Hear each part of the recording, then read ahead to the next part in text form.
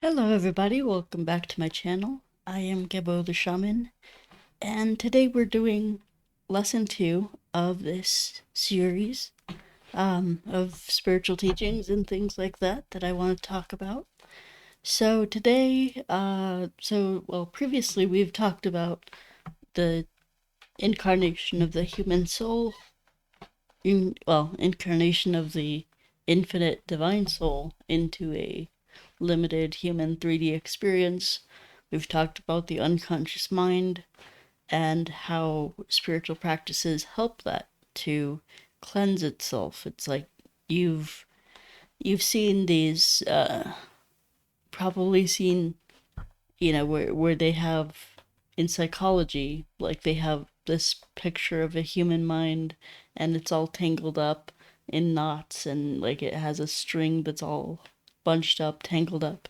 That's essentially what the unconscious mind is. It's this bundle of programming that since it's all bundled up, it's kind of a mystery to us. Again, unconscious is, not conscious.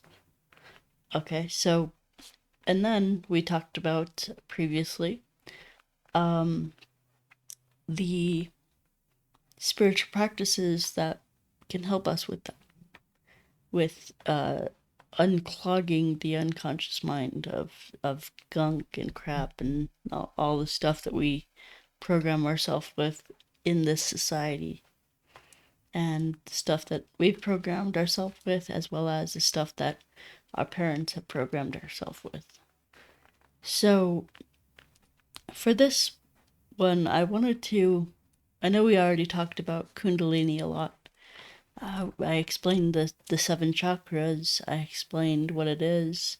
So just to recap, Kundalini is a process of, like, when you do Kundalini yoga, twisting to the spine and all those practices, it's basically cleaning out the Kundalini yoga. So, or the Kundalini. So Kundalini again is the energy in your spine, and only humans have this. Animals and other beings do not have, other earthly beings do not have this spine and the chakras, okay? Or the chakras. There's a difference between chakras and chakras. Everybody loves to pronounce it as an S, chakras. But it's actually a CH, which is chakras. So, anyway, so let's get into the different spiritual practices. So Kundalini Yoga again is cleansing of that energy. The more that you do Kundalini Yoga, you're actually cleansing your Kundalini. Again, that Kundalini is a psychological energy. The levels of the spine are psychological nodes. So each node represents a certain psychological thing or a life experience thing. So, yeah, so, all right, so let's talk about, so I'll just list the multiple spiritual exercises that you can do. And what's awesome and what's great is you can pick from any one of them. So I will explain yoga. So most people in Western culture know yoga as, oh yeah, that thing that you do, you go to the yoga studio and you stretch, right? It's just a lot of stretching body parts in various ways and getting into certain postures and certain forms, and incorporating, of course, breath work. That's all wonderful and fine, but that is a certain type of yoga. Yoga is not restricted to just that one thing that Westerners are familiar with. You see, what happened a long time ago was Westerners, hippies and whatever, thought it would be a great idea to go over to India and to be trained under these various gurus and sadhus. And so, they were like, they heard this term yoga, which just means union with the divine, union with the human, the divine union, and also represents union with the true self, union with the soul, the self. So, so they go over to India, right? And they say, Guru, will you teach me yoga? And they're like, okay, I'll teach you yoga. And so they taught them a certain type of yoga called Hatha yoga. And this Hatha yoga was a preparation for the more energy intense, higher forms of yoga. Where you, it's a much more intense thing that you go through. And so this Hatha yoga that everybody knows in the West was just preparatory for higher forms of yoga, for the real energy work, the real Kundalini yoga.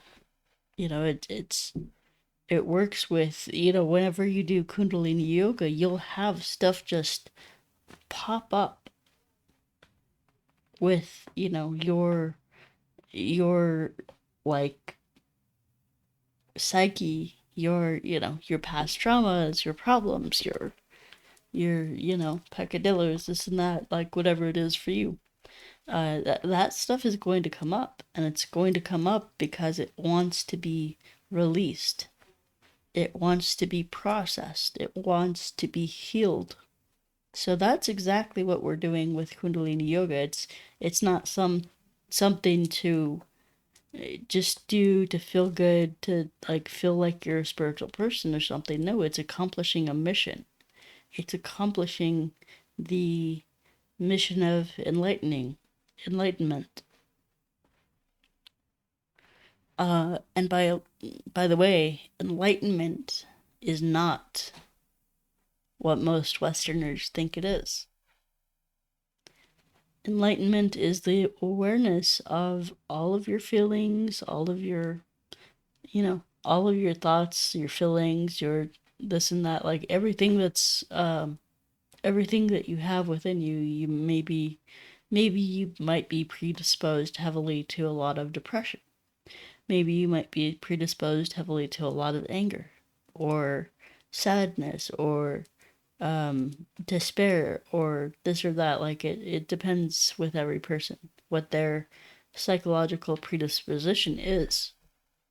And so with that Kundalini yoga, it actually brings those things up that you've been suppressing for so long.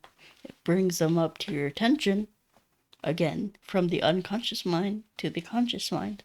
This is what that Kundalini is, that energy is doing. It's going up. But once it reaches the crown chakra, it needs to go down again. Because you've risen up to gain all this enlightenment up here, and now it needs to ground it back in the root. So that's what Kundalini yoga is. And then let's talk about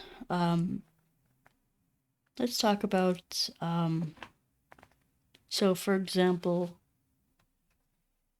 pujas. Pujas are a very common thing in India. Everybody, every day they do a puja, or every, once a week or whatever. and or they might be doing like a small puja, like once a day in the morning at sunrise. But really, pujas combine a variety of elements. Pujas, if you don't know what they are, they're just rituals. Simplest way to describe those is just ritual. Now, their rituals involve fire, water. A lot of times, food is being put into the fire. They're sacrificing their, whether it be ghee or just whatever they might also involve pouring milk onto the shivling, the Shivalingam. So and then they'll combine those fire elements or water. They might drink some water during that, and then so those ritual elements are actually combined with things like mantra. So mantras can be helpful during that. And the puja is like an active dedication and cleansing of the mind, the soul, the body.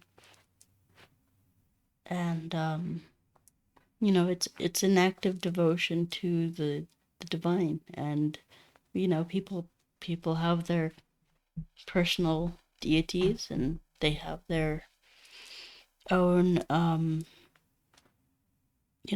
deities that they worship, and so every day is it's an act of devotion and worship of the divine. It's also, again, this allowing the divine to come down, cleanse the unconscious, and help the person to ascend.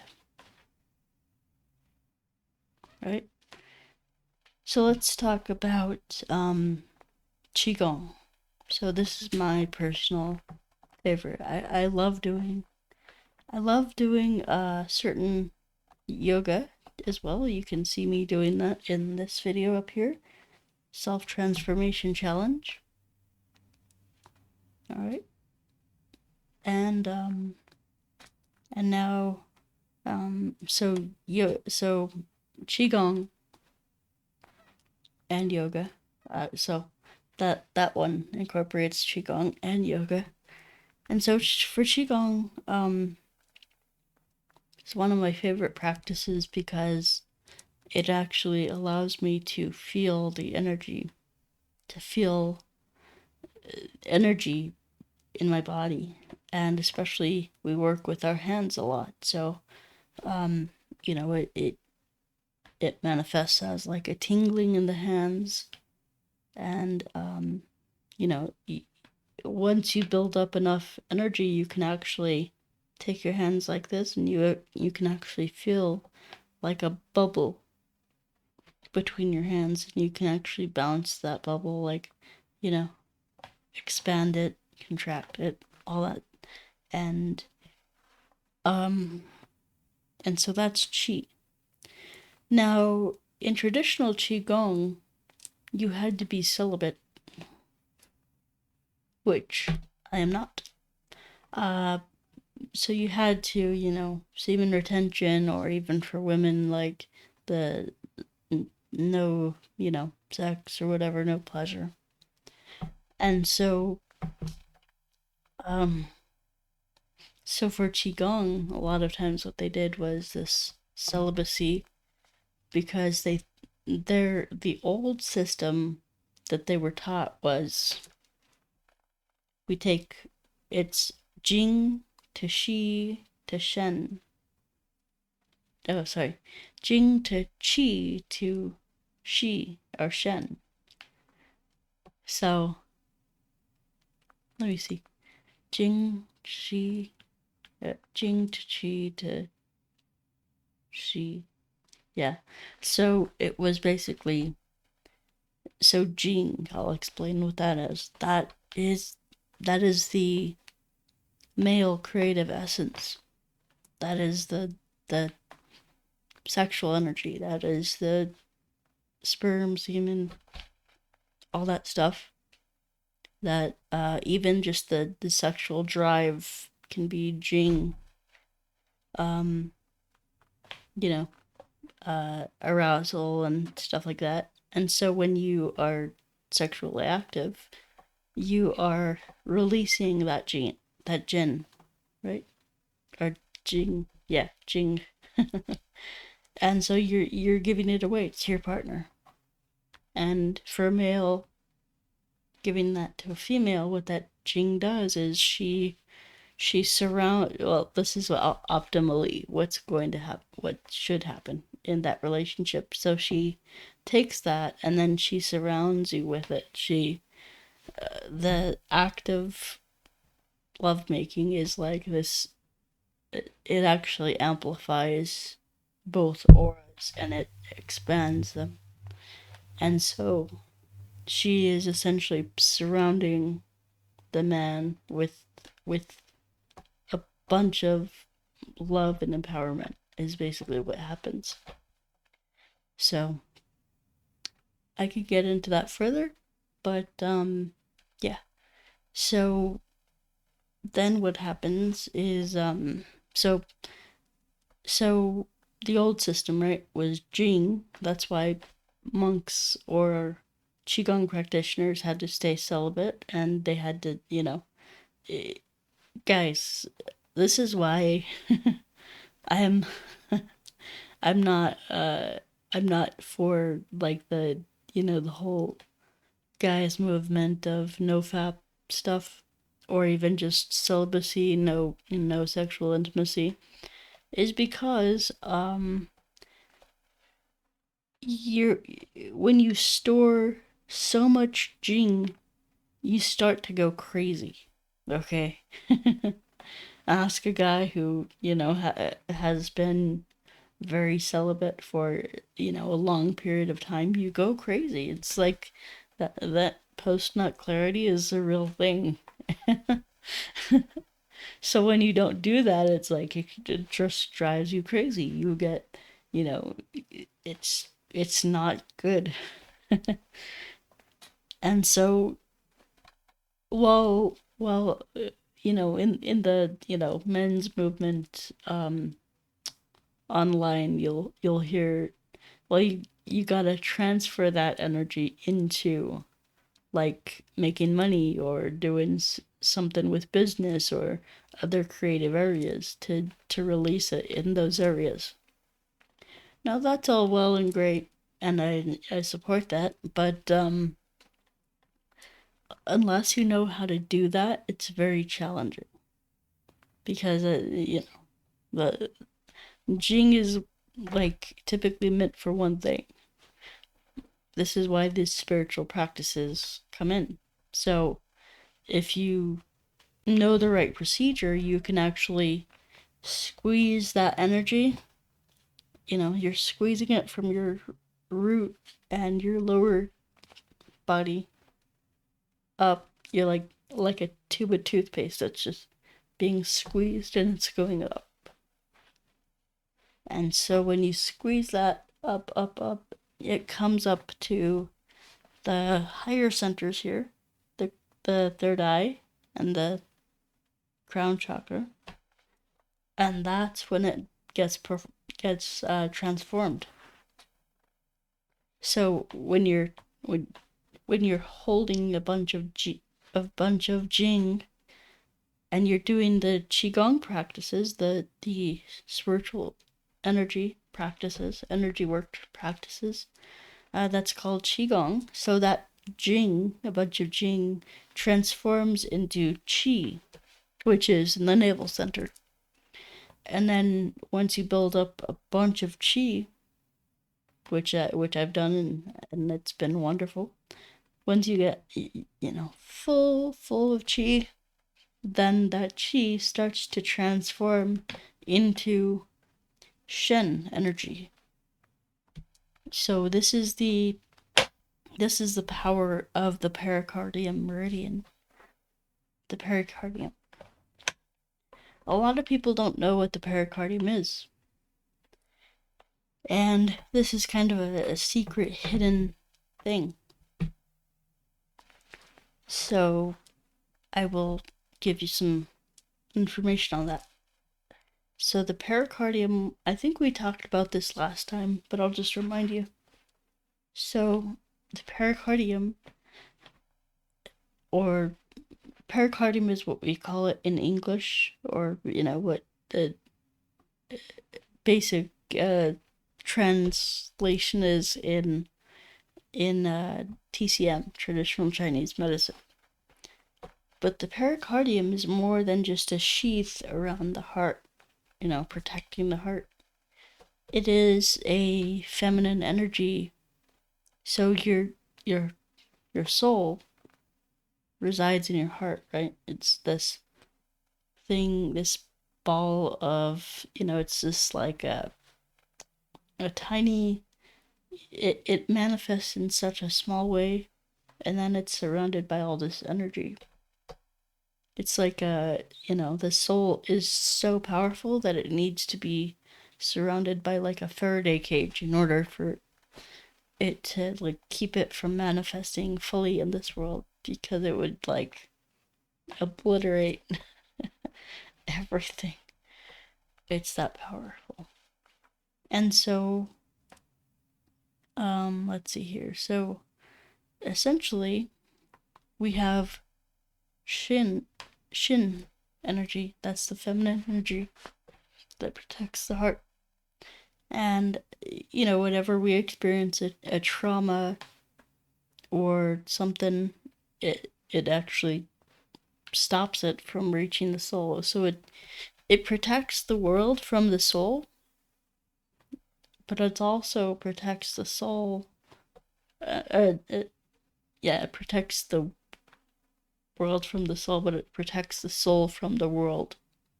So any kind of like trauma, or any kind of your wife of many years cheated on you or whatever, it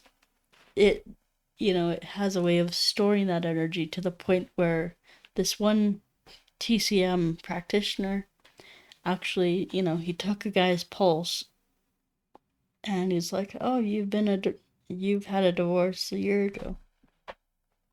Oh, you're this many years old. That you've gone through this and that and this and that." And the guy was like, "Yep, spot on." He could tell all that because of his pulse, because of the Shin energy. So that's how important and how important this energy is. So that Jing to Qi to Shen was the traditional way of getting to the heart center. Okay, so now we have what's called a left-hand path that I do.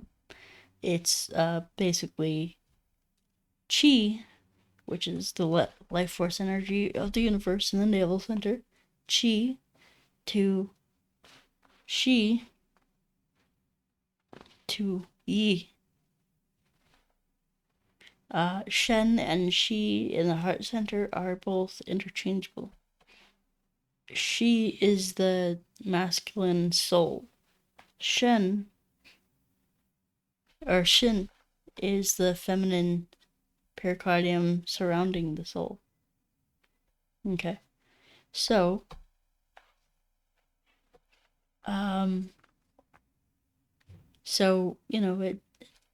those are two, it's almost like Shiva Shakti. It's two, it's like a masculine and feminine of the same thing. It's not the same thing. They do different jobs, but they're in the heart center area. And then, so we go from, so the left-hand path that I practice is chi to shi to yi. Yi. Okay, so yi is the intention to manifest. It's like if in fact, I did a very powerful practice last night, and I have, people approaching me to, for business and stuff like that. So, for my, inquiring about my teaching services and stuff like that. So, yeah, it's pretty cool. So that actually just happened, that I manifested that. So, ye, Y-E, not yay, not yay, but E is the third eye in the crown. It's like the third eye, and that manifests the world around us.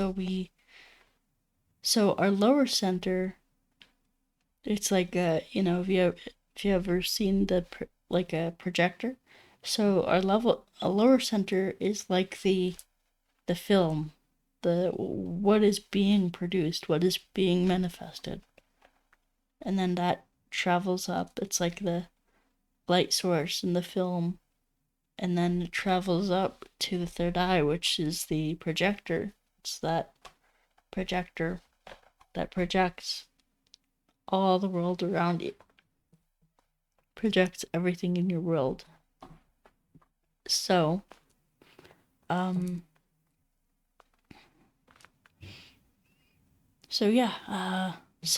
that is Qigong. That is the purpose of Qigong.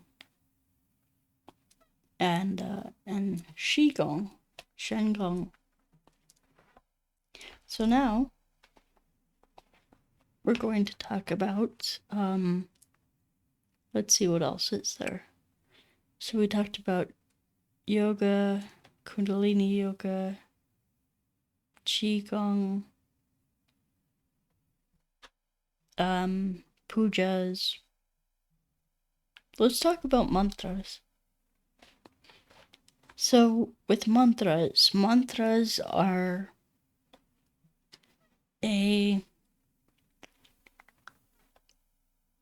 it ties in with Kundalini yoga.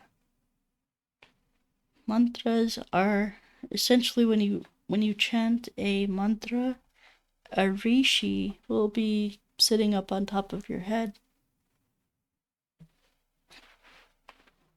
Okay, so like a rishi, not the mushroom, but a rishi is like a rishi is a person who channeled a specific mantra. So Shiva Hung is a mantra. Now the person who created that, or not necessarily created it of their own volition, but just they were in meditation and they downloaded it. Some deity, some ET said, "Hey, try this. Shivoham, Shivoham." And so they would do that, and then they would see Shiva, and then they would become Shiva. So that's a rishi, and it's said that whenever you do a mantra, that rishi will be sitting on your crown chakra. And so this rishi, you see that their root chakra will be sending down, so it's not necessarily their root chakra, but their essence will be coming down into you, into your body, into all of your different chakras. So you are essentially aligning yourself up with them. And what this does, this process of the higher self, the Rishi goes down and aligns the lower self, the unconscious mind, with the higher self. So it brings your lower self into harmony with the higher self. Now, another thing that I didn't mention when we were talking about chi is that chi actually feeds the lower self, so it comes into alignment with the higher self. So when you actually feed and nourish your lower self, the lower self is going to be much more happy and much more cooperative to work with you. And so the same thing is true here with this is any spiritual practice is feeding the lower self. It's helping that lower self to come into alignment with the higher self. So this is what this is doing. And so it's a very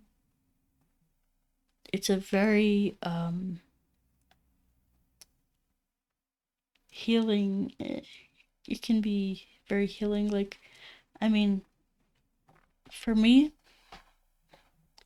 there have been times when I did zero spiritual practice, and times when I, did, spiritual practice every single day. And I can tell you, those times when I did it every single day, man, I just felt so much better about myself. I just felt so empowered, so strong, so like I could conquer the world. Okay, like it gives you so much energy, so much vitality, so much you feel. The way that it feels to me is like the deities, the gods have my back.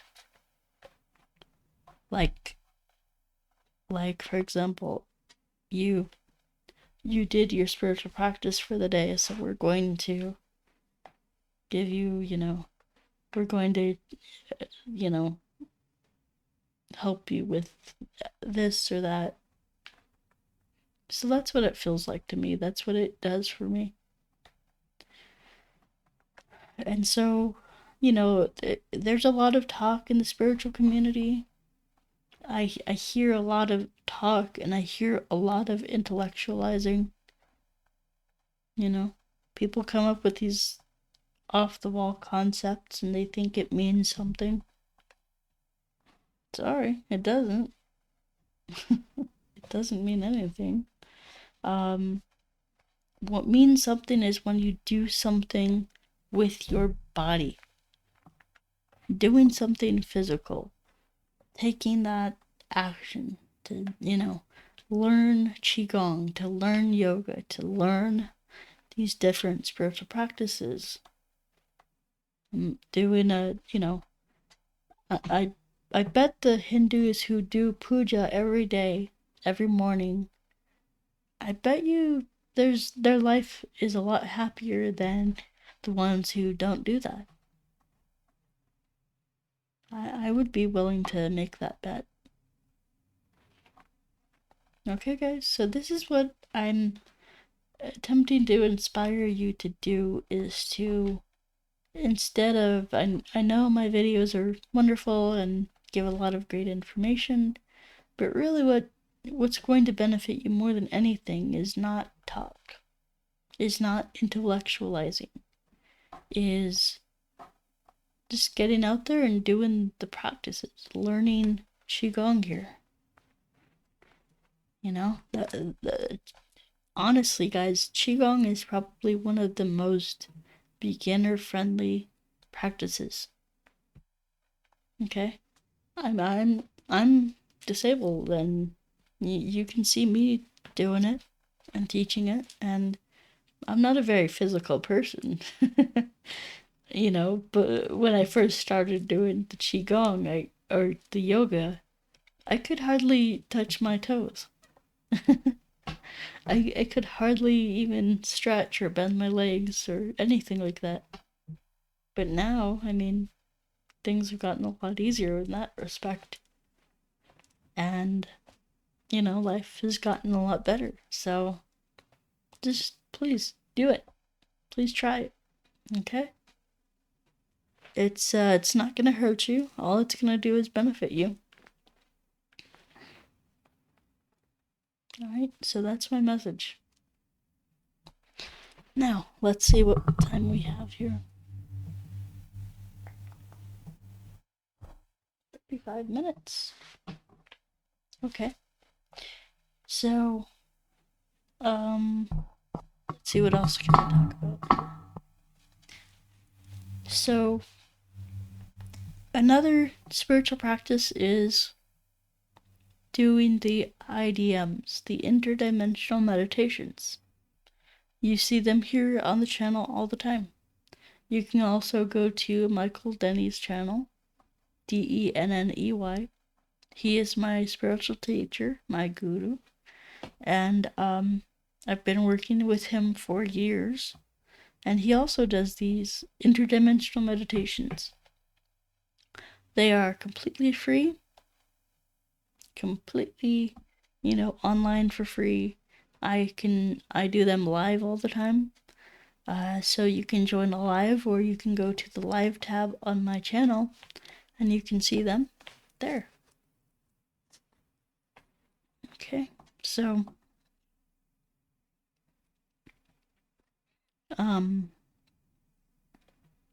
yeah, it's the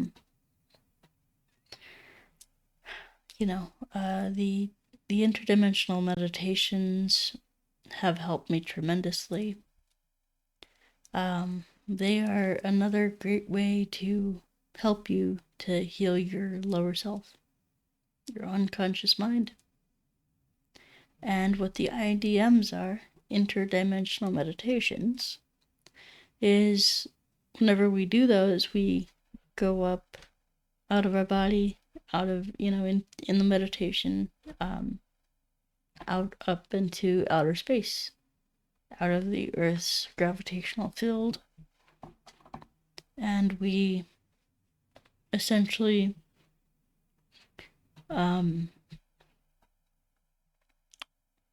we communicate with the ETs.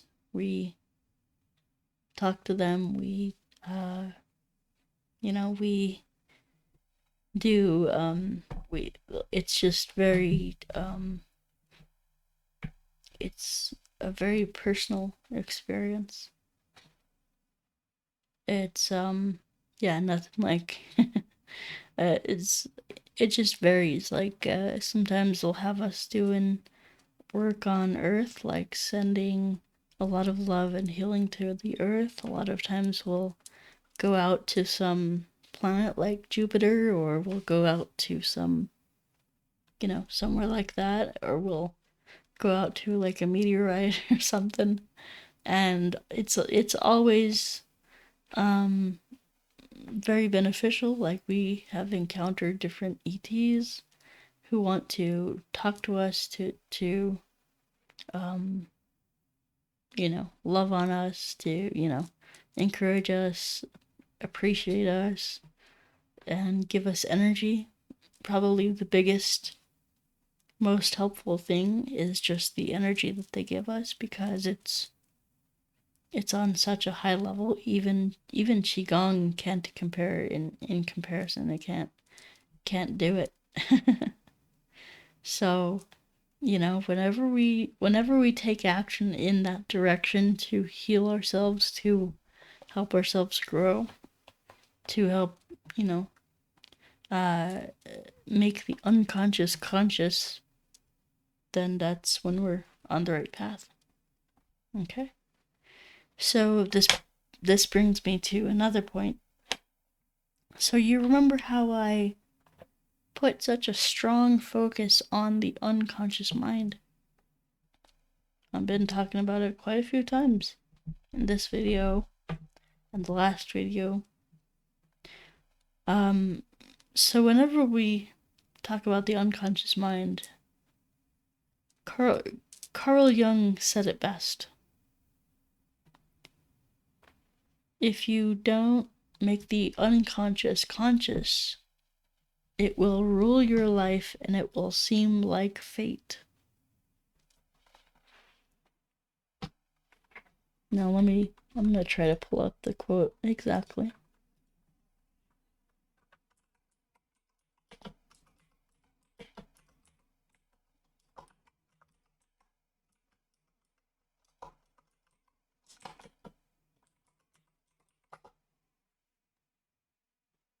So, here's the quote. Okay? So, it says, Carl Jung said, until you make the unconscious conscious, it will direct your life, and you will call it fate. Okay, so what does that mean? Again, unconscious, not conscious. So you may think you have it all together and your life is great and this and that, but there's definitely some unconscious stuff in there. So, it's unconscious because you don't even know you got it. Maybe it's some prejudices, maybe it's some hatred, maybe it's this or that, maybe it's,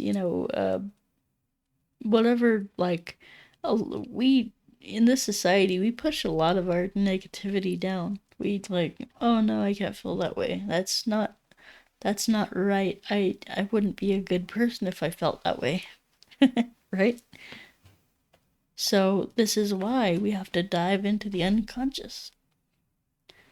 And the purpose, the point of enlightenment is not to not have any feelings. It's to become aware, fully aware of all your thoughts and feelings, make your unconscious conscious, and to just be aware of all your thoughts and feelings and act in opposition to them. So take contrary action, act in the best way possible, the most productive, the most positive way possible. Take positive action. Okay, so this is why,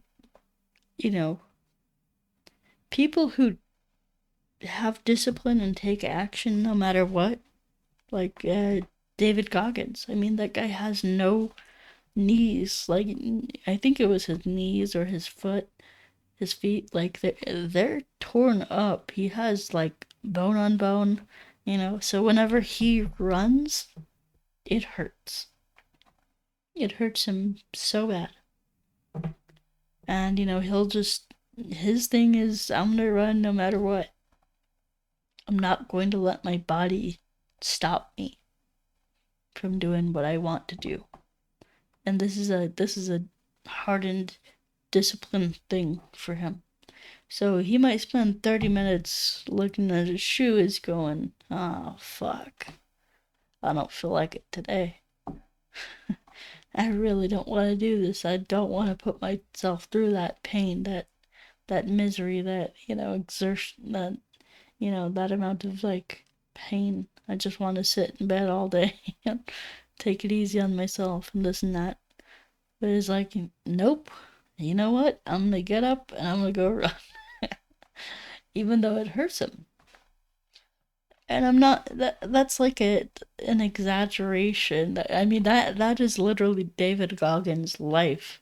But for most people, 99% of people, that's going to be a severe exaggeration to what they can do, what they're willing to do. Okay, so, whether that's, okay, I see a really beautiful girl that I like, that I want to date, but I don't know if she's into me, so I'm just gonna walk the other way. I don't want to, I don't want to reproach her. being afraid that she's going to reject you or whatnot. These days, girls, the dating market, it can be dicey. You don't want to get me too'd, right? So, um, so but you do the opposite. You're feeling fear about something, you go directly towards that fear. The people who act in opposition to their negative feelings will beat the people who obey their negative feelings every time. The David Goggins will beat the person who doesn't do what what they want to do in because of their negative feelings. So every time, taking bold positive action beats taking no action out of fear or uncertainty or low self-confidence or whatnot every single time. So that is exactly what these practices are trying to get us to do. And here's the thing. So, Christian Western society wants us to act out of fear. Wants us to, oh gosh, the fear is so great. What if I'm a loser or whatever? Or what if I'm not good enough, which is what Christianity tells us, that we're not good enough.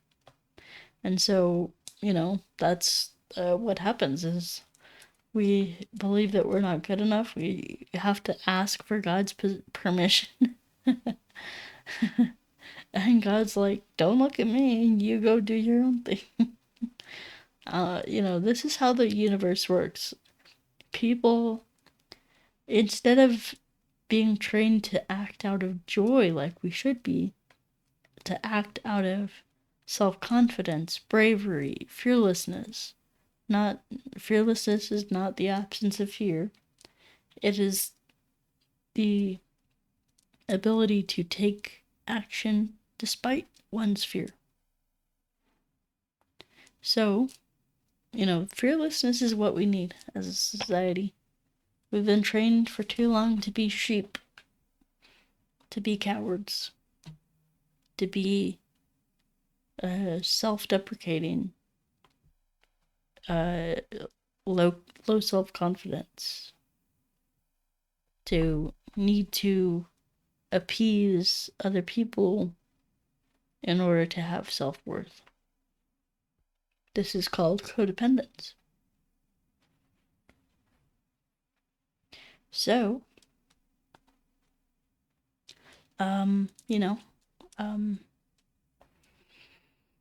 yeah, I think this is a good place to stop off. And so before I go, guys, everybody has feelings, everybody has negative feelings, everybody has fear, everybody has trepidation, uncertainty, this and that. What I'm trying to get you to do here is, if you are struggling with any of those things, if you, are what in the hell? Okay, come on, dude. Weather alert.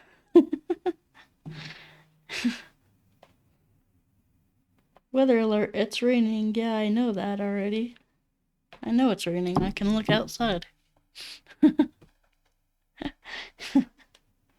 So, anyway, yeah, guys, I'm just trying to get you guys to take some positive action. And if you want to learn more about spiritual practices, I got you. I have these two things right here. If you're not sure and you want me to coach you personally, like I can do a one-on-one spiritual counseling or whatnot.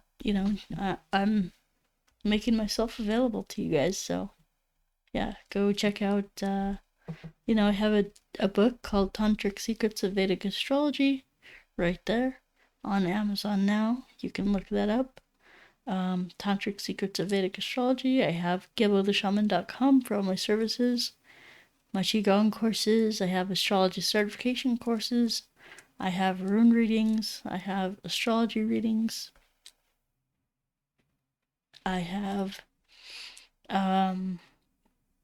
career coaching, life coaching, spiritual counseling. I have, one-on-one sessions available. Distance energy healing stuff. Sessions. I have my Patreon available. Patreon.com/GilboTheShaman. You can buy my book. Again, Tantric Secrets of Vedic Astrology. And I guess that's it, because that's all I wrote down here. So, check out the description, again, down there in the comments, or above the comments. Description has all the links to all the stuff that you will ever need. So, thank you guys, and this shift is approaching closely. The world is shifting.